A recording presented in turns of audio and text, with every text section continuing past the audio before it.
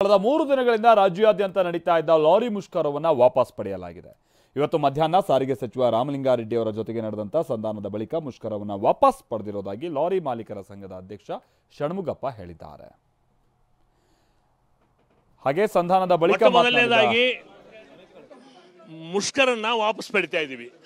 ಕಾರಣ ಸರ್ಕಾರ ಕೂಡಲೇ ನಮ್ಮ ಹತ್ರ ಮಾತುಕತೆ ನಡೆಸಿ ಮುಖ್ಯಮಂತ್ರಿಗಳು ಒಂದು 2 ಗಂಟೆ ಹೊತ್ತು ಮತ್ತು ಟ್ರಾನ್ಸ್ಪೋರ್ಟ್ ಮಿನಿಸ್ಟರ್ಸು 3 ಸಲ ಸುತ್ತು ಮಾತುಕತೆ ನಡೆಸಿದ್ರು.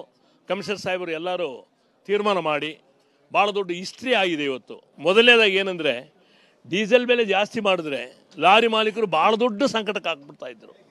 ಅದರಿಂದ ನಾನು ಹಲವಾರು ಸಲ ಹೇಳಿದ್ದೀನಿ ಇದನ್ನು. ಆದ್ದರಿಂದ ಈಗ ಹಲವಾರು ಗೌರ್ಮೆಂಟು ಆ ಫಿಕ್ಸೆಡ್ ರೇಟ್ನ ಪೆಂಡಿಂಗ್ ಇಟ್ಕೊಂಡು ಬರ್ತಾನೇ ಇದ್ರು. ಈಗ ಇವತ್ತು ಮಾನ್ಯ ಸಾರಿಗೆ ಸಚಿವರು ಅದಕ್ಕೊಂದು ವಿಮೋಚನೆ ಕೊಟ್ಟಿದ್ದಾರೆ.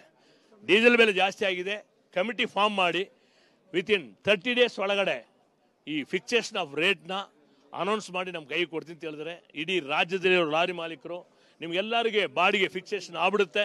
ಆದ್ದರಿಂದ ಆ ಡೀಸೆಲ್ ಬೆಲೆ ಸಬ್ಜೆಕ್ಟ್ನ ನಾವು ಅದನ್ನು ವಿಡ್ರಾ ಮಾಡಿದ್ವಿ.